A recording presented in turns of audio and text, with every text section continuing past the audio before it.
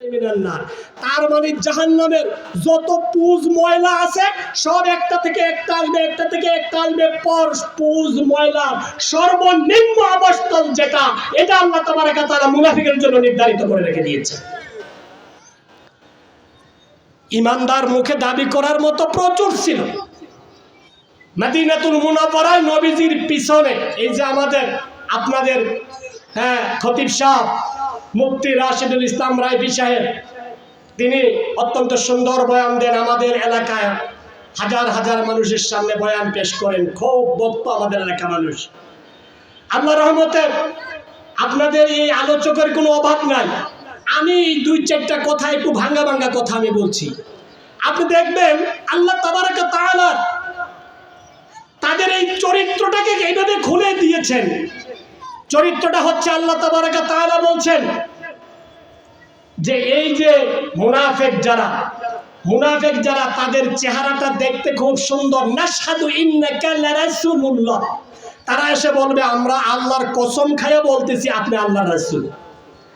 আল্লাহ তাবারক ওয়া তাআলা বলতেছেন তারা যা বলতেছে মুখ দিয়ে এটা অন্তরে বলে না। আল্লাহু ইয়াশহাদু ইন্নাল মুনাফিকিনা লাকাযিবুন, আল্লাহ রাব্বুল আলামিন সাক্ষী দিচ্ছেন ওই সমস্ত লোকগুলো মিথ্যাবাদী, চরম মিথ্যাবাদী। যত কথাই তারা বলুক না কেন, চেহারাগুলি কসকসে খুব সুন্দর, কসকো সাবানের মতো, কিন্তু ভিতরটা মাকাল ফলের চাইতে আরো নিকৃষ্ট। নবীজির পিছনে যেই লোকটা মদিনায় নামাজ পড়তো ওই লোকটার চেহারা কম সুন্দর ছিল না। আব্দুল্লাহ ইবনে উবাই নবীজির মতো এরকম আবা পড়তো, নবীজির মতো এরকম জুব্বা পড়তো, নবীজির সাথে সাথে তিনি থাকতেন। নবীজির নামাজে দাঁড়াইলে সোজা নবীজির পিছনে দাঁড়াইতেন। ইফতার করতেন একটা প্লেটে বসে রোজার দিন, অথচ আল্লাহ তাবারক ওয়া তাআলা বলেন ওই শয়তান হলো টাটকা মুনাফিক। তার কারণ কি ছিল? কারণ ছিল আল্লাহ রাব্বুল আলামিনের রাস্তায় সংগ্রাম করাকে, জিহাদ করাকে। উহুদের মাঠ থেকে 300 লোক নিয়ে ভেগে পলায়ন করে নিয়ে এসেছিল। বনি মুস্তালিকের যুদ্ধে ষড়যন্ত্র করেছিল।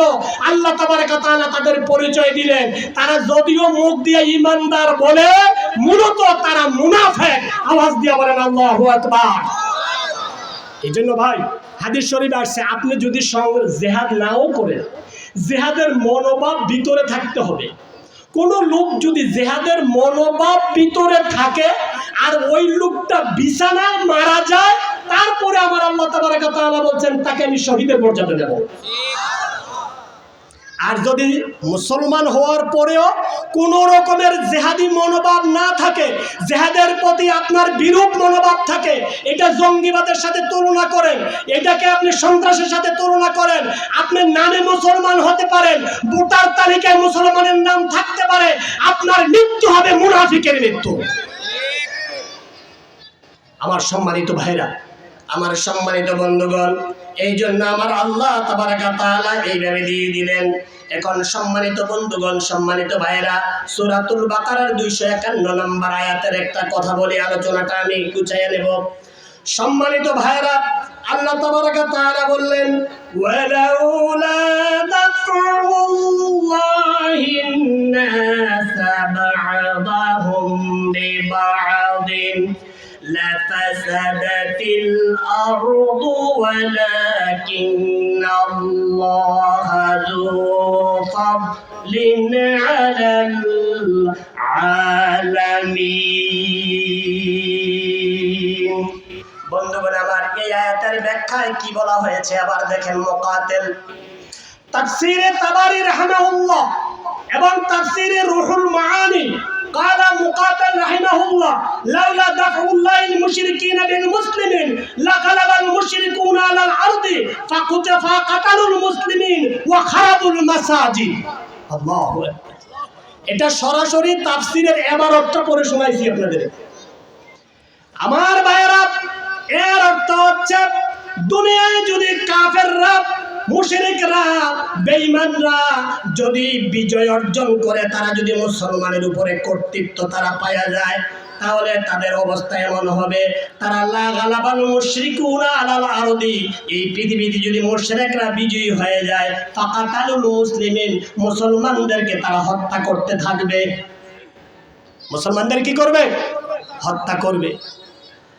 ওয়া খারাবুল মাসাজিদ, মসজিদ ধ্বংস করবে। বেশি দূরে আর যাওয়া লাগে? দুইটা কথা। এই যে ওই দিন আমার প্রাণের ভাইরা, আমাদের পার্শ্ববর্তী বন্ধু রাষ্ট্র যারা, ত্রিপুরার ভিতরে বিশাল বড় মসজিদ, নান্দনিক একটা মসজিদ ছিল। সেই মসজিদে গিয়েছিলাম, নামাজ পড়ারও সৌভাগ্য হয়েছিল। আমার ভাইরা, বন্ধুগণ আমার, নেটের মধ্যে দেখলাম ওই সমস্ত মুশরিক যারা খাঁটি মুশরিক, তারাই দেবদেবীর পূজা তারা করে। আমার ভাইরা, ওই যে মসজিদের ভিতরে তারা আগুন লাগাইয়া দিয়া তামসা দেখলো, নিবাবার জন্য পর্যন্ত কোনো সুযোগ দিল না। অনেক মসজিদ ভাঙচুর করেছে, অনেক মসজিদ তালাবদ্ধ করে দিয়েছে। আজকের এই তাফসীরের ভিতরে আমরা দেখতে পারলাম ওই কথাটা যদিও আজকে থেকে 700 বছর আগে তিনি বলেছেন, আজকে বাস্তবে প্রমাণ হয়ে গিয়েছে। যদি মুশরিকরা ক্ষমতাসীন হয়, তারা যদি কোনো রকমের ক্ষমতা পায়, মুশরিকেরা ওই পর্তুগিজরা যদি পায়, তারপরে তারা মুসলমানদেরকে হত্যা করবে, মুসলমানদের মসজিদকে ধ্বংস করবে। আমি আপনাদেরকে বলে দিতে চাই, প্রাণের ভাইয়েরা, প্রাণের বন্ধুগণ আমার, মুসলমানরা ভারত উপমহাদেশে প্রায় 200-500 বছর পর্যন্ত শাসন করেছে। মুঘল সাম্রাজ্য থেকে শুরু করে ইবনে কাসিম থেকে শুরু করে কোন মন্দির মুসলমানরা ভাঙে নাই, কোন গির্জা মুসলমানরা ভাঙে নাই। কিন্তু আমার প্রাণের ভাইয়েরা, মুসলমান ধর্মে এটা বিশ্বাস করে না, মন্দিরে আক্রমণ করা যাবে না, এটা মুসলমানের ধর্মের শিক্ষা। মন্দিরে আক্রমণ করা যাবে না, এটা মুসলমানের জন্য শিক্ষা, এটা করতে পারে না। আমার ভাইয়েরা, বাবারা, কিন্তু তারা যখন ক্ষমতায় গেল, মুসলমানদের সাথে পান থেকে চুন হলে মুসলমানদের ধর্মীয় ওই উপাসনালয়ে, মসজিদগুলির ভিতরে তারা আক্রমণ করে।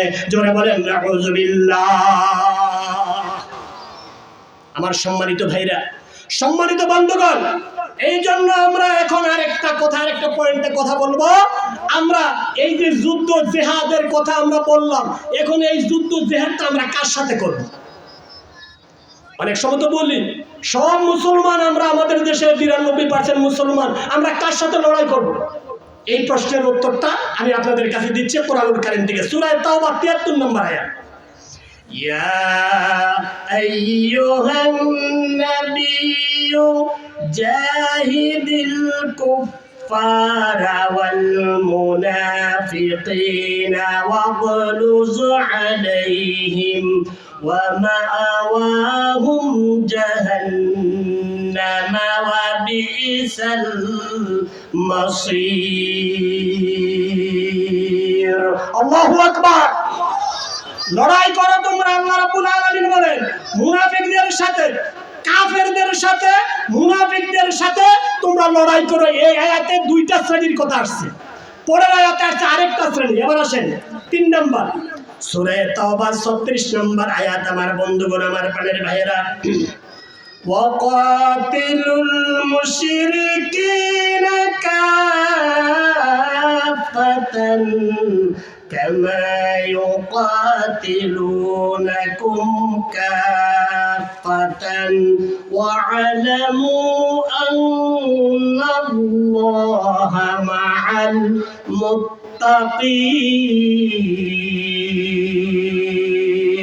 মুসলমান ভাইরা সকলে একসাথে আওয়াজ দিয়া, মুসলমানের মতো আওয়াজ দিয়া বলেন আল্লাহু আকবার।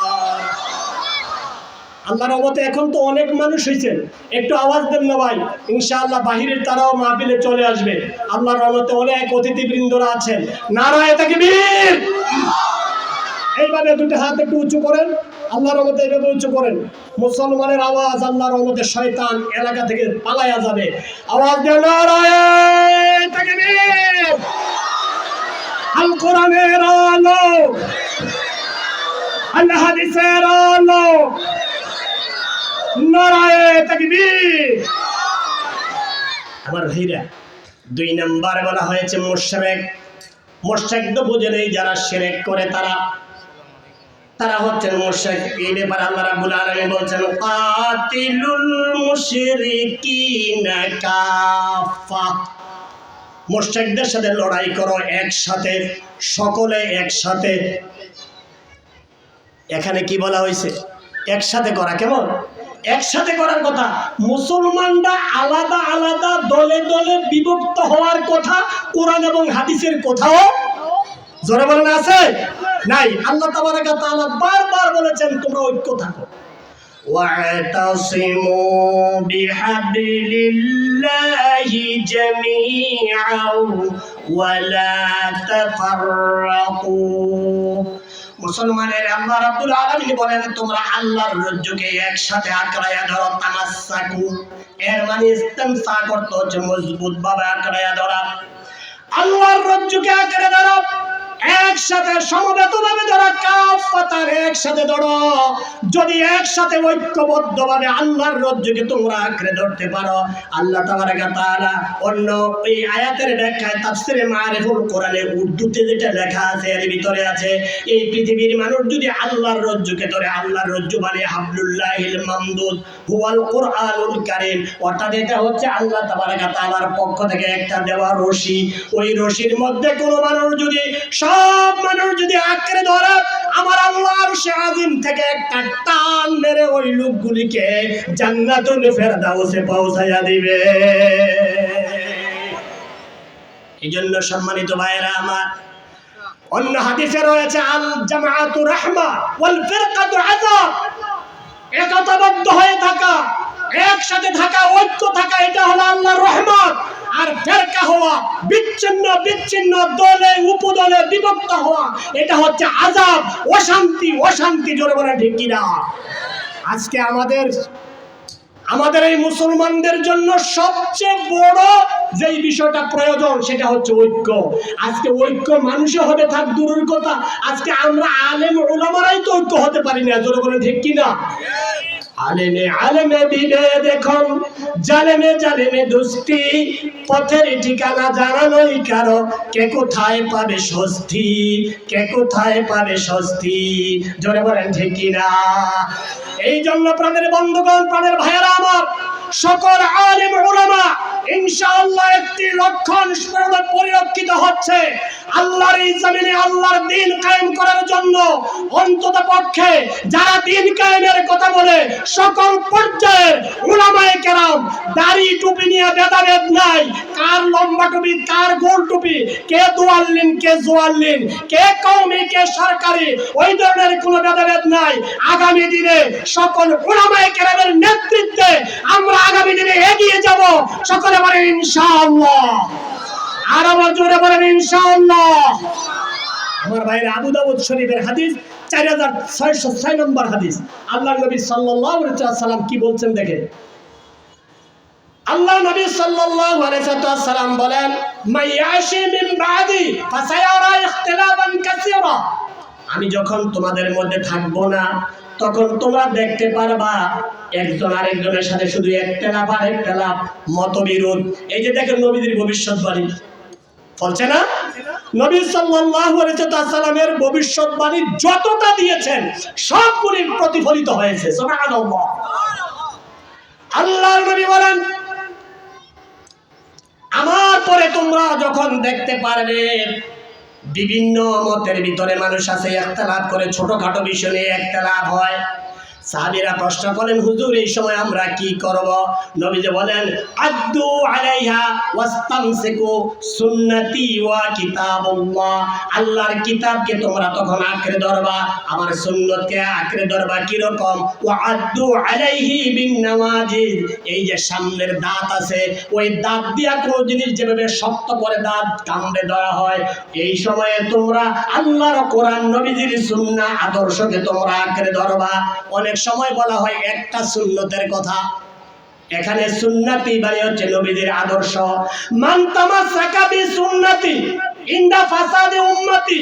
এই ক্ষেত্রে অনেকে ভুল অর্থ করে যে এখানে একটা সুন্নত যদি কেউ পালন করে গলা কাটা 100 শহীদের সওয়াব দেওয়া হয়। আবিদ সাহেব হাটাজারির মাহমুদুল হাসান সাহেব এই হাদিসের ব্যাখ্যায় তিনি লিখেছেন, উর্দুতে যেই কিতাবটা লেখা হয়েছে ওইখানে দেখবেন এখানে বলা হয়েছে জামিয়ে সুন্নাহ, নবীজির গোটা আদর্শ, নবীজির 23 বছরের নবুয়তের জিন্দেগি, গোটা আদর্শকে যারা আঁকড়ে ধরবে লাং তাদিল্লু, পথভ্রষ্ট হবে না। না, ওই সমস্ত অশান্তিতে পারবে না, তারা গোমরা হবে না, পথ হারা হবে না। ওই মানুষগুলি আল্লাহর দ্বীনের পথে ইস্তেকামত থাকবে। আল্লাহ তাবারক ওয়া তাআলা আল্লাহর নবীর সুন্নাহকে এবং আল্লাহ রাব্বুল আলামিনের কিতাব কুরআনুল কারীমকে আঁকড়ে ধরার মতো আল্লাহ যেন তৌফিক দান করে, জোরে বলুন আমিন। আমার বন্ধুগণ, আমার প্রাণের ভাইয়েরা, সম্মানিত বন্ধুগণ, সম্মানিত ভাইয়েরা, একটা পয়েন্টে আমি আমার ভাইয়েরা, অনেক লম্বা কথা, আমি চাই আমি ওই দিকে যাব না। আপনাদের সামনে আমি যেই বিষয়ে কথা বলবো, 2-3টা কথা বলে হয়তো আলোচনা শেষ করা লাগবে। আমি একটা পয়েন্টে আপনাদের সামনে কথা বলবো, যেই পর্যন্ত কথাটা বললাম, কাজটা করলাম, আল্লাহর দ্বীনের পথে যদি কেউ লড়াই করে, সংগ্রাম করে, তাহলে তাদেরকে ফজিলতটা আল্লাহ কি দিবেন? আল্লাহ রাব্বুল আলামিন সেখানে বলছেন, দেখেন আল্লাহ রাব্বুল আলামিন কুরআনুল কারীমে যেভাবে বলেছেন, ওয়া ইয়াগফির লাকুম যুনুবাকুম ওয়া ইউদখিলকুম জান্নাতিন তাজরি মিন তাহতিহাল আনহার ওয়া মাসাকিন তাইয়্যিবাতান ফি জান্নাতি আদন যালিকাল ফাওজুল আযীম। আল্লাহ রাব্বুল আলামিন বলেন, তোমাদের গুনাহ মাফ করে দেওয়া হবে, আর আল্লাহ রাব্বুল আলামিন তোমাদের জান্নাত দিবেন, আর জান্নাতে তোমাদের জন্য সুন্দর সুন্দর ঘরের ব্যবস্থা করে দিবেন। জোরে বলেন সুবহানাল্লাহ। আমার ভাইরা, দুনিয়ায় থাকতে আমার ভাইরা আল্লাহর নবী কিভাবে সংবাদটা দিয়ে গিয়েছেন, 2টা উদাহরণ দেব। বুখারী শরীফ কিতাবুল মাগাজি 2 নম্বর খণ্ড, একজন হারেসা নামে একটা মহিলা যুদ্ধের ময়দানে শহীদ হয়েছিলেন। তার মা নবীজির কাছে গিয়েছে, ইয়া রাসূলুল্লাহ, আমার মেয়ে জিহাদের ময়দানে শাহাদাত বরণ করেছে, আপনি বলেন আমার যেই মেয়েটা, সে কি জান্নাতে গিয়েছে না জাহান্নামে গিয়েছে? আমার মেয়েটা যদি জান্নাতে যায় আমি কাঁদবো না, আর যদি জাহান্নামে যায় তাহলে তো আমাকে কাঁদতেই হবে, দুঃখ করতে হবে, প্রকাশ করতে হবে। কথাটা খেয়াল করেন ভাইয়েরা আমার, হুবহুব নবী সাল্লাল্লাহু আলাইহি ওয়াসাল্লামের শব্দটা নকল করেছেন। হযরত আল্লাহর নবী ডেকে বলেন, ইয়া উম্মা হারিসা লা তাবকি, হে হারিসার মা, তুমি কাঁদবা না, চোখের পানি ফেলবা না, দুঃখিত হইবে না, কষ্ট পাইবে না। ওয়া ইন্না বিনতাকা আসাবাল ফিরদাউসাল আ'লা, আমি নবী মুহাম্মদুর রাসূলুল্লাহ দেখতে পেরেছি তোমার কলিজার টুকরা সন্তান জান্নাতুল ফিরদাউসের ভিতরে ঘোরাফেরা করে। চমৎকার আরেকটি কথা বলে শেষ করব। আমার বন্ধুগণ, আমার পাড়ের ভাইয়েরা, আল্লাহর নবীর একজন সাহাবী, যেই সাহাবীর ব্যাপারে লম্বা কোনো ইতিহাস পাওয়া যায় না, অল্প কিছুদিনের মধ্যে তিনি ঈমান এনেছেন, আবার দুনিয়া থেকে বিদায় নিয়েছেন। আমার ভাইয়েরা, এই সাহাবী ছিলেন, ওনার নাম ছিল হযরত জুলাইবিব রাদিয়াল্লাহু তাআলা আনহু। বংশের কোনো পরিচয় ছিল না।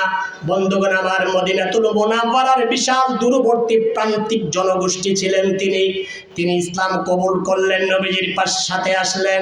নবীজি 15-20 দিন ইসলাম কবুল করার পরে জিজ্ঞাসা করলেন, ও জুলাইবিব রে, বিয়ে শাদী করবা না? বলে, হুজুর আমাকে তো কেউ পছন্দ করে না, আমার সাথে কে বিয়ে দিবে? আবার 15 দিন পরে জিজ্ঞাসা করলেন, জুলাইবিব বিয়ে করবা না? হুজুর মনে হয় জান্নাতের হুর ছাড়া আমারে কেউ বিয়ে করবে না, মদিনার কোনো মেয়েরা আমারে বিয়ে করবে না। নবী সাল্লাল্লাহু আলাইহি সাল্লাম বুঝতে পারলেন জুলাইবিবের অন্তরে কত ব্যথা। হায়াতুস সাহাবা যেই কিতাবটা লেখা হয়েছে 753 নম্বর পৃষ্ঠায় আপনারা দেখবেন, এই কথাটা এইভাবে বলা আছে। আমার ভাইয়েরা, এমন সময়ে আল্লাহর নবী সাল্লাল্লাহু আলাইহি সাল্লাম উনি বললেন, যাও মদিনার ওই যে বাড়িটা দেখা যায়, ওই বাড়িতে গিয়ে বলবা আল্লাহর নবী আমাকে প্রেরণ করেছে বিবাহের পয়গাম দিয়া। গভীর মনোযোগ, আপনারা হয়তো শুনে থাকতে পারেন ভাইয়েরা আমার, একটু খেয়াল করে শোনেন, ঈমান বাড়বে। এবার জুলাইবিব বাড়িতে গেলেন। বাড়ির মালিক যিনি ছিলেন তিনি বললেন, জুলাইবিব কি জন্য এসেছো? এমন সময়ে বিকাল হয়ে গেছে, আমি তো আসরের নামাজের দিকে যাব। এবার হযরত জুলাইবি বলতেছেন, আমি আসছি আল্লাহর নবী আমাকে পাঠাইছে বিবাহের পয়গাম দিয়া। তিনি বলেন আলহামদুলিল্লাহ। তিনি কি বললেন? খুশি হইলেন, আলহামদুলিল্লাহ বললেন। আমার দিকে একটু মনোযোগ দেন কয়েকটা মিনিট। এবার জুলাইবি বলেন, আল্লাহর নবীর সাহাবী, আপনি আলহামদুলিল্লাহ কি বলেছেন? কি জন্য বলেছেন? হায়রে, আমার মেয়ের জন্য আমার নবী বিয়ের পয়গাম পাঠাইছেন, এর চাইতে খুশির বিষয় আর কি হতে পারে? তিনি বললেন, আমার নবীর জন্য বিয়ে না, নবীজি আমার জন্য বিবাহের পয়গাম দিয়েছে। এবার মনটা বেজার হয়ে গেছে, খারাপ হয়ে গেছে। না না, এরকম বিশ্রী কুশ্রী ছেলের সাথে আমার মেয়ের বিয়ে হবে না। এবার মেয়ের মাকে ডাক দিলেন, শুনছো আল্লাহর নবী বিবাহের পয়গাম পাঠাইছেন? না বুঝেই তিনিও বললেন আলহামদুলিল্লাহ। এরপরে বলেন, তুমি জানো না বিয়েটা কিন্তু নবীর জন্য না, বিয়েটা জুলাইবির জন্য। মা ও বয়টাকে বললেন, না, এরকম ছেলের কাছে আমার মেয়ে বিয়ে দিব না। আমার বন্ধুগণ, আমার প্রাণের বাইরে, আমার প্রাণের বাবারা, কথাটা খেয়াল করে দেখেন। এমন সময়ে ওই জুলাইবি যখন ওই প্রস্তাবটা প্রত্যাখ্যান হয়ে গেল, এবার মদিনার মসজিদের দিকে আস্তে আস্তে করে কদম দেওয়া শুরু করলো। মা বাবা ঘরের ভিতরে আছে। জুলাইবির ওই সময়ে প্রস্তাবটা শুনছিলেন ওই ঘরের মেয়েটা, বিবাহের উপযুক্ত মেয়েটা। ডাক দিলেন, মা ও আমার আব্বা, যেই নবী আপনাদের কাছে যেই সাহাবীর জন্য বিবাহের পয়গাম দিয়া পাঠানো হয়েছিল গো মা, ও আমার আব্বা জান, আল্লাহর নবীর সিদ্ধান্তের বাহিরে সিদ্ধান্ত নেওয়ার ক্ষমতা কারো নাই।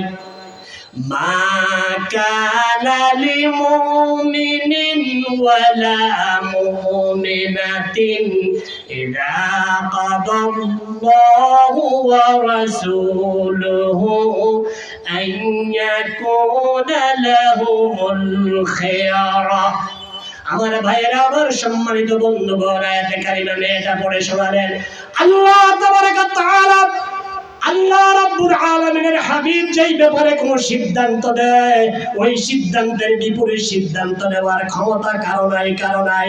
মা আমার আব্বা গো, আমার নবী যেহেতু আমার ওই সাহাবীর জন্য পছন্দ করেছেন, আমার দ্বিমত নাই। এরকম একটা বিশ্রী চেহারা খারাপ হলেও আল্লাহর নবীর প্রস্তাবিত আমি ওই স্বামীর কাছে, জামাইয়ের কাছে আমি বিবাহ বসতে রাজি। আওয়াজ দিয়ে বলেন সুবহানাল্লাহ।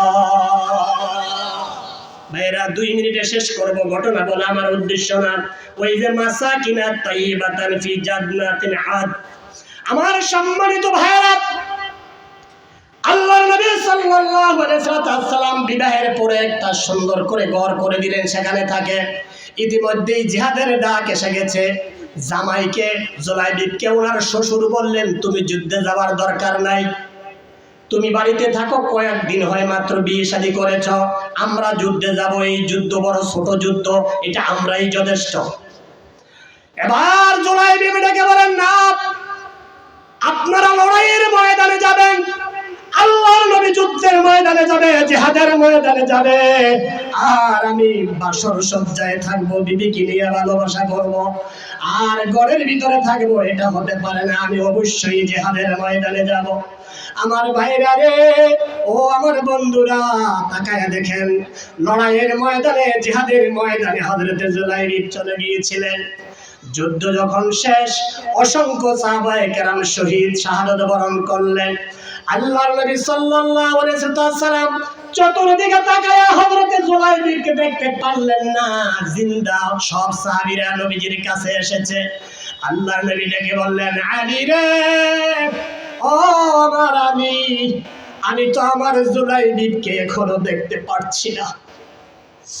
এই মদিনায় আমার জুলাইবির মা নাই, আমার জুলাইবির বাবা নাই, আমার জুলাইবির আত্মীয় স্বজন কেউ নাই, জুলাইবিকে খুঁজে আনার মতো কেউ নাই। ও আলী, দেখো, লড়াইয়ের জিহাদের ময়দানের চতুর্দিক দিয়ে তাকায়া খোঁজ করে দেখো আমার জুলাইবি কোথায়। হযরত আলী কাররামাল্লাহু ওয়াজহু, হযরত বেলাল সহ খানা তালাশ করে দেখলেন, অসংখ্য লাশের মধ্যে হযরত জুলাইবি পড়ে আছে।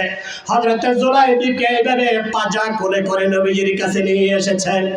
আল্লাহর নবী কবরস্থ করবেন, আল্লাহর নবী নিজে হযরত জুলাইবিবকে এইভাবে কোলে করে নিয়া আকাশের দিকে তাকায়া বললেন, আমার আল্লাহ, যে জুলাইবিব মা নাই, বাবা নাই, সংসার নাই, জিহাদের কথা নিষেধ করার পরেও চলে এসেছে তোমাকে ভালোবেসে, তোমার হাবিবকে ভালোবেসে, আল্লাহ ওই জুলাইবিবকে তোমার হাতে আমানত করে দিলাম, ওই জুলাইবিবের আমানতদার জিম্মাদার তুমি হয়ে যাও। এমন সময় আমার ভাইয়েরা হযরত জিবরাইল আলাইহিস সালাম এসে আল্লাহর নবীকে বললেন, ইয়া রাসূলুল্লাহ, ইয়া হাবিবাল্লাহ, আপনার মাথাটা একটু উপরের দিকে ফিরান। আল্লাহর নবী সাল্লাল্লাহু আলাইহি সাল্লাম যখন উপরের দিকে ফিরালেন, জুলাইবিবের জন্য জান্নাতে যেই ঘরটা আমার আল্লাহ বানাইলেন, ওই ঘরটা এনে নবীজির সামনে ধরে চললে বললেন, এই ঘরটা হলো আপনার সাহাবী জুলাইবিবের ঘর। আওয়াজ দিয়ে বলেন সুবহানাল্লাহ। অসংখ্য অগণিত ইতিহাস আছে আমার ভাইরা। ও মাসাকিনা তাইয়্যিবাতান ফি জান্নাতি আদ, 3004 নম্বর হাদিস। হযরত খাদিজাতুল কুবরা রাদিয়াল্লাহু তাআলা আনহা ইন্তেকালের পরে নবী সাল্লাল্লাহু আলাইহি ওয়াসাল্লাম তিনি ওযু করতেছেন। এই নাম্বার মোতাবেক আপনারা বুখারী শরীফে দেখে নেবেন, প্রথম খণ্ড, আসলি কিতাবের প্রথম খণ্ড যেটা। আমার ভাইরা নবীজি ওযু করতেছেন, নবী সাল্লাল্লাহু আলাইহি ওয়াসাল্লাম এর পরের দিন হযরত ওমর ইবনুল খাত্তাব রাদিয়াল্লাহু তাআলা আনহু থেকে হাদিসটা বর্ণনা। কারণ খুলাফায়ে রাশিদিন যারা, ওনারা খুব কম সংখ্যক হাদিস বর্ণনা করছেন, কারণ ওনাদের বর্ণনা কিন্তু মাত্র 140টা হাদিস বুখারী শরীফে দেওয়া হয়েছে ওমর ইবনুল খাত্তাব রাদিয়াল্লাহু তাআলা আনহু থেকে। আমার ভাইয়েরা, ওমর ইবনুল খাত্তাব রাদিয়াল্লাহু তাআলা আনহু বর্ণনা করেন, আমি দেখলাম নবীজি বিশাল একটা সুন্দর ঘরের সামনে, নবীজি স্বপ্নে দেখতেছি ওযু করতেছেন। স্বপ্নের ভিতরে আমি নবীজিকে জিজ্ঞাসা করলাম, ইয়া রাসূলুল্লাহ, এই ঘরটা কার? নবীজি জবাব দিলেন, ওমর, তুমি জানো না এই ঘরটা হলো হযরত খাদিজাতুল কুবরার ঘর। আওয়াজ দিয়ে বলেন সুবহানাল্লাহ। এই জন্য ভাইরা আমার, জান্নাতে আল্লাহর বান্দাদের জন্য, আল্লাহর প্রিয় মানুষদের জন্য আল্লাহ তাবারাকা তাআলা জান্নাতে ঘর দিবেন। ঘরগুলি আল্লাহর নবীকে আমার আল্লাহ তাবারাকা তাআলা দেখাইছেন। আওয়াজ দিয়ে বলেন সুবহানাল্লাহ।